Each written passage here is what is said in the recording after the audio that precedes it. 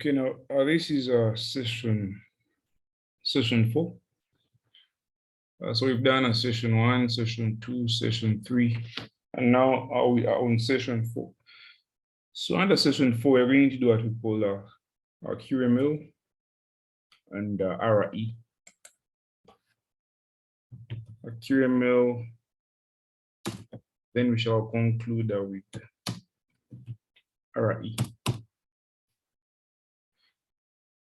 So everything that we've studied is all connected, right? From market structure and breaker, decision points, price approach, where we have a compression, 3-drive and liquidity.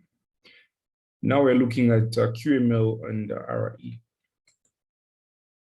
So let me just kick off with our Qml.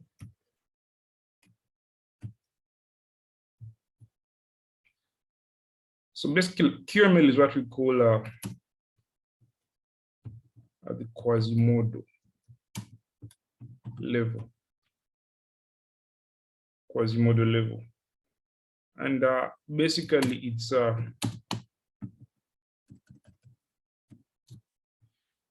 it is a manipulation pattern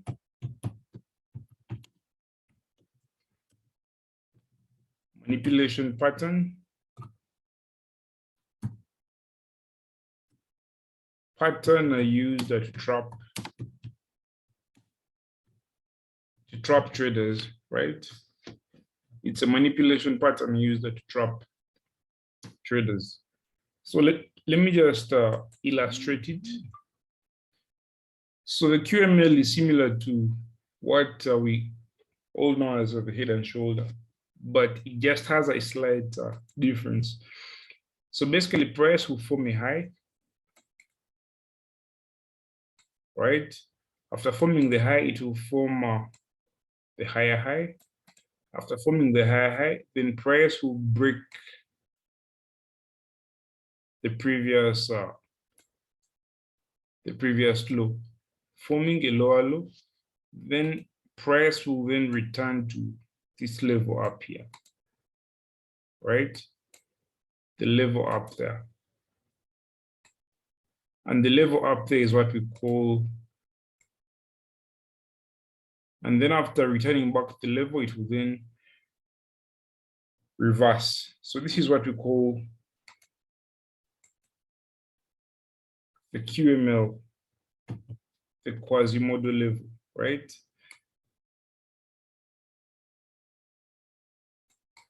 So as I say, the price will form a high,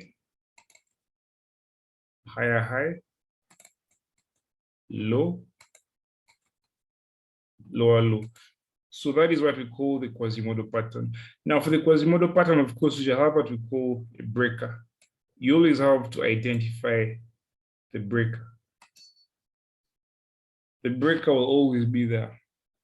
So here we have a breaker. Sorry, we have a breaker right there.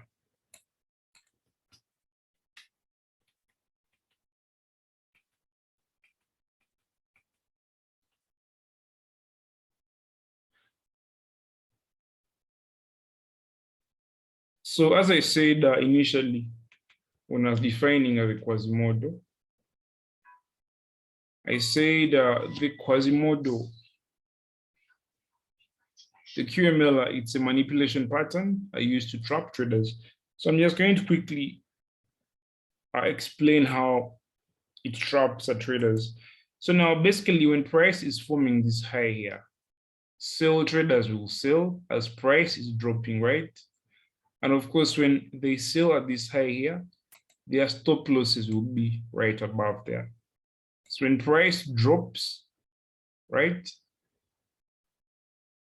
and forms the low, traders will then buy at this low here. And of course, their stop loss levels will be right below this low here. So now price will then reverse immediately because of the liquidity at this high here, the stop losses at this high here. So when price reverses to trap it will trap this liquidity here once it reverses. So it's trapping the sell traders who entered at the high here. And again, at the same time, it's trapping trapping what we call the buy breakout traders, because now buy breakout traders will enter around here, around there. So when price forms of a higher high, it will then reverse, trapping buy breakout traders who entered at the breakout of this high here, right? Then at the higher price will drop, right? So when it drops, it will then trap these buy traders here. It will then trap these buy traders. You can see it's taking out the stop losses of these buy traders here. Then after trapping all these traders, it will then return back to the QML level and then reverse. So that's just a quick summary, but it's not really relevant. The most relevant thing is for you guys to understand this pattern here. So now usually at the QML level, usually it's best to identify a decision point, right? If you can identify a decision point that is coinciding with your QML level, then that level becomes very powerful. Yeah, so the QML can be used to select decision points. It's a very powerful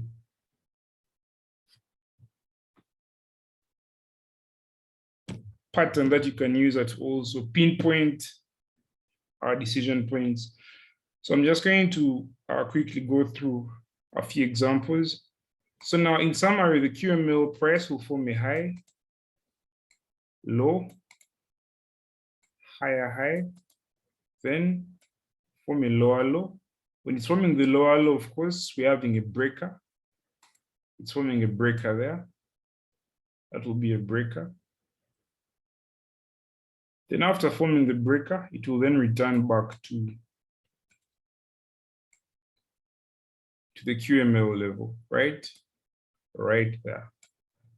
And then we shall anticipate a reversal. So this is what we call the QML pattern. It's a very simple pattern, don't complicate it. And you can ignore that explanation about how it traps traders. The main thing is being able to visualize the pattern. It's a very simple pattern. If you know the head and shoulder pattern, you can't fail to identify the QML pattern. The QML pattern just has what we call a breaker. That's just the major difference. So let me just grab a few examples. Let me see.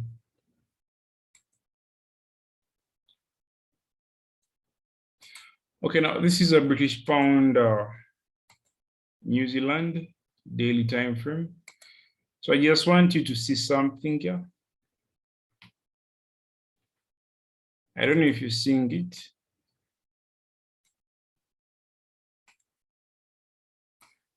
So what do you notice here? We can see price form the high. After forming the high, it then formed the low. After forming the low, it formed a higher high. After the higher high, it then formed the lower low. Now, this is our QML level, right? You can see it's even coinciding with the decision point. So what we're waiting for is for price to then reverse, test the QML level, and then reverse. This is a perfect illustration of a QML. Let me see. There's also this. And now the best QMLs are those which are in line with the trend. And I usually call them QM continuations. They're very powerful. QM continuations. And I think we have an example here. So you can notice here, price formed a high, then a low, then it formed a higher high, then it broke the low, forming a lower low. So now all that we're doing, we're waiting for price to come back to this area here. That is our QML area, right? That is our QML area.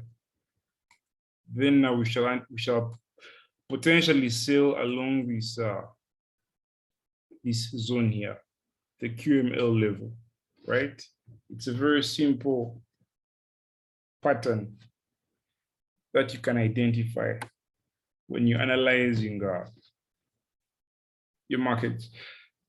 So let me just conclude with this.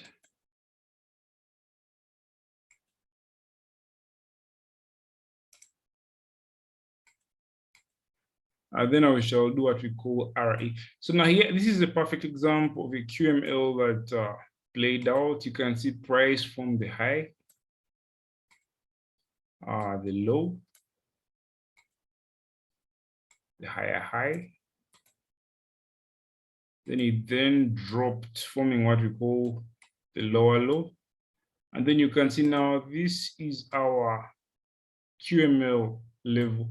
So you can see when price returned to that level there, it sort of reacted, right? So this is a perfect example of a QML. Yeah, so let me leave that at that. Now let us jump to what we call RE, right? RE. So RE is what we call the re-entry, right? The re-entry. So now RE is very important because it helps with confirmation, and also it helps if you want to compound or if you've missed out on an opportunity, right? So let me just put down the reasons why the re-entry is very important. So it helps with confirmation entries. If you really want to be sure about your entry, then in case you want to compound,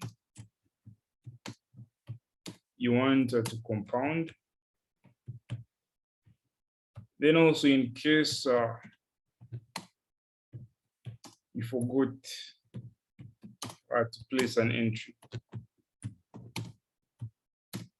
Yeah, so there are cases where you can have a perfect setup, but for whatever reason you forget to place an entry. And then this is where the re-entry comes in very handy or important.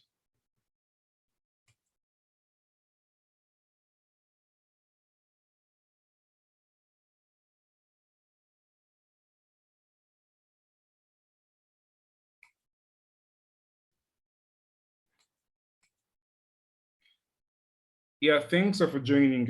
You've come in quite late.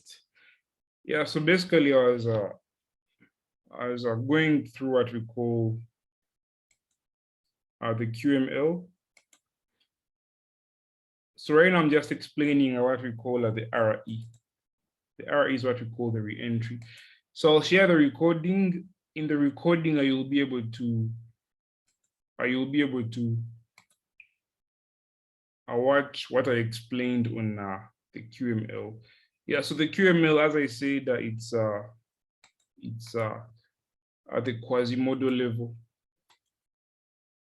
Yeah, the Quasimodo level. It's a manipulation pattern used to trap traders. So you catch up with that when you go to the recording. Yeah, so now I was basically explaining what we call the RE. So RE is what we call the re-entry. So RE is under session 4. Yeah, so now I say that RE, it helps us to confirm entries.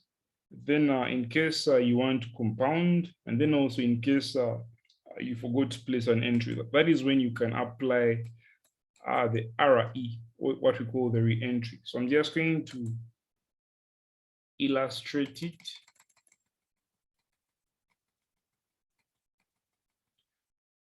Okay, now let me just come up with a setup here. Let me see. Let me use a QML. So we have a breaker there.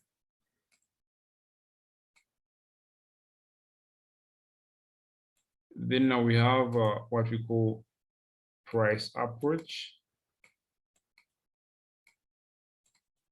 Hold on.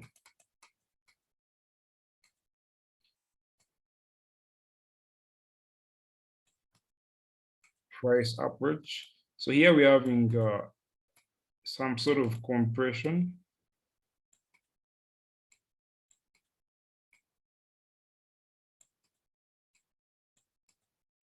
Yeah, then price triggers our decision point.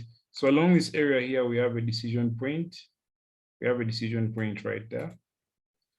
Of course, here we had our breaker. This is our compression. Okay, now let's say you have a perfect setup. You have a QML, you have a breaker, you have a price approach, then price triggers you a decision point right there. And then price reverses, right? But now for whatever reason, as I said, why we use the RE, for whatever reason, maybe you forgot to place your sale entry in case you forget to place an entry. So price are basically reverses without you placing your entry. And when this usually happens, most people start to panic. It's what we call a fear of missing out.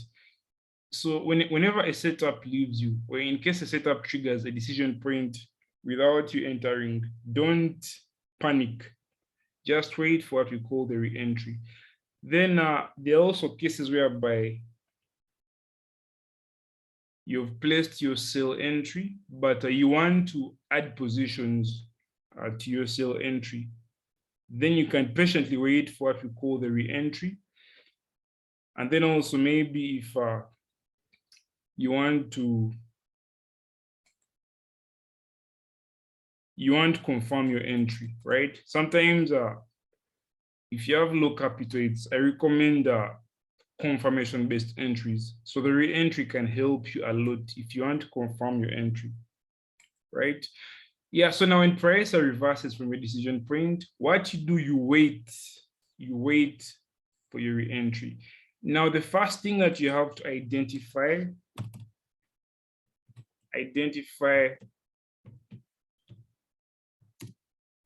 what we call a field order. Right? Without a field order, you can't have a re-entry. So the criteria for getting a re-entry, you first have to have a field order, right? Now for this scenario here, we have field orders here, right? We have a field orders along this decision point here. We have field orders. So as soon as you see field orders, then what you can wait for is the re-entry. So we have field orders along this zone here.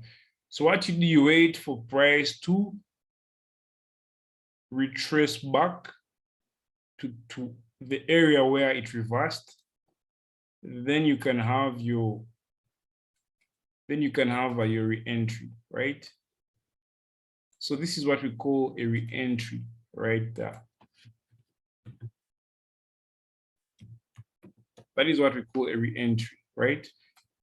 Yeah, so this is basically a summary of a re-entry. It's a very, very powerful concept for confirmation-based entries, for compounding purposes, and for placing entries in case maybe you forgot the initial reversal. So that is what we call the re-entry.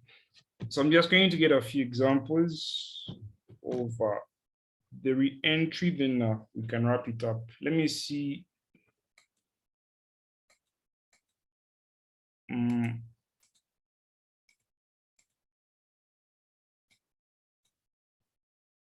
Australian, Canadian. Let me see. We had quite a number of examples here. Okay, now take this for instance. Let me zoom out. Okay, now pay close attention here. So now here we have a decision point, right? We have a decision point here, right there. And now this decision point code field. So meaning here we have what we call field orders. We have what we call field orders. We have what we call field orders. So each time you see field orders, then you can look out for a re-entry. So now notice we had a breaker. That is a breaker right there. And then you can also see, sorry.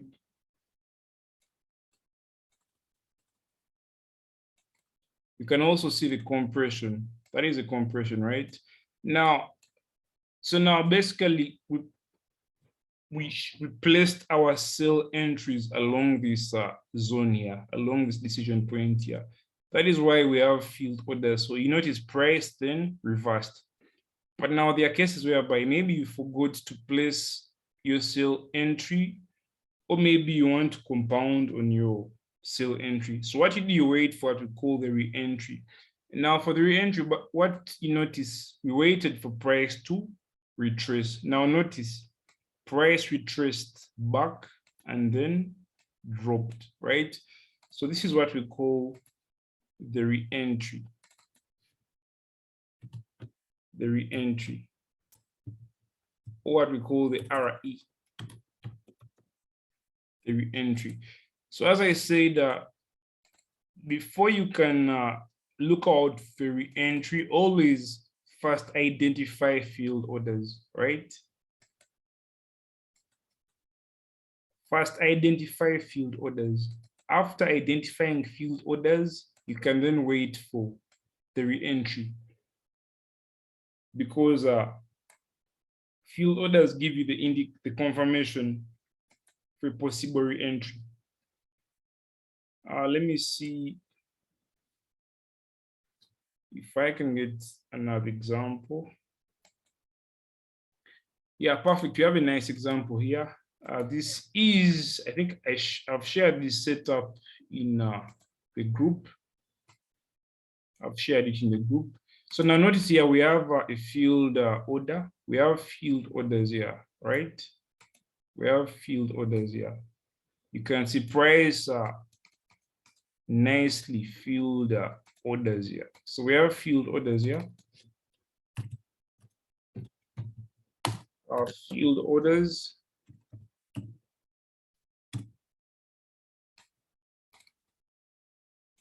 And then you can notice here we had liquidity. I think we covered liquidity under price approach. So you can notice here liquidity has been already captured. Liquidity has already been cleared here,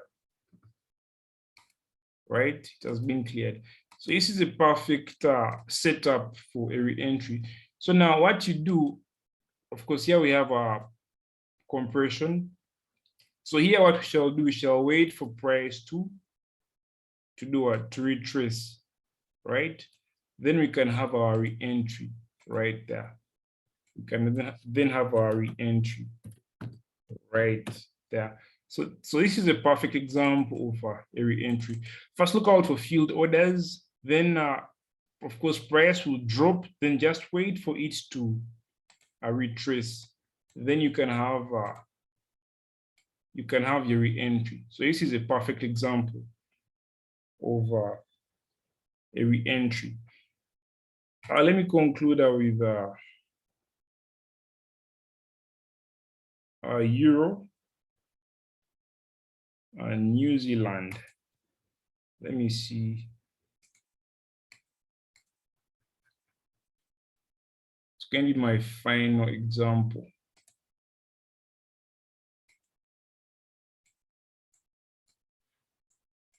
Okay, now for Euro New Zealand, I want you to notice something. Notice something.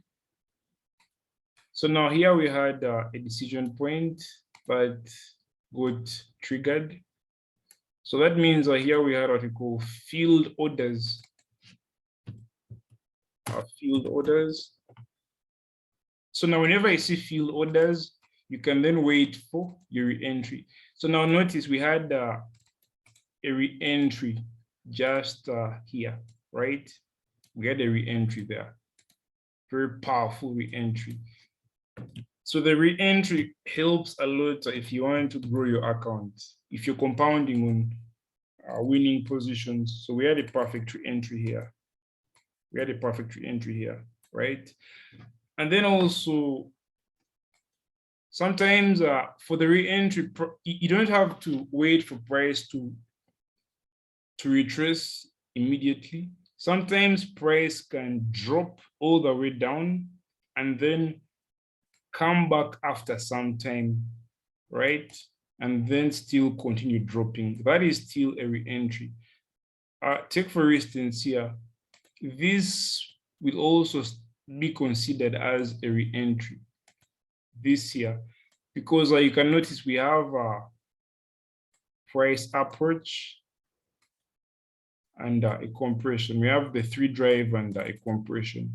So this is also still considered a 3D. Sometimes price can drop away from after filling orders and then reverse after and then return back after some time.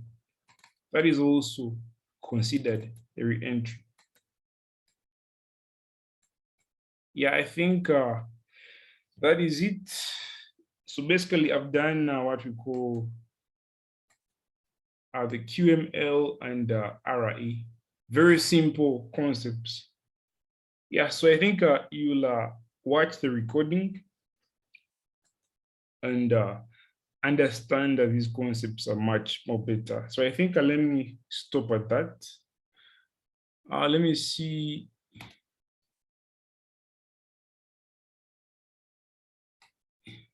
Yeah, Saga, thanks for joining. I thought you weren't going to join, but I'm glad that you checked up, because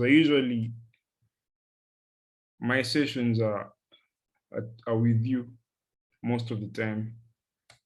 Yeah, let me call it a session. I'll share the recording in the group. Otherwise, have a good day.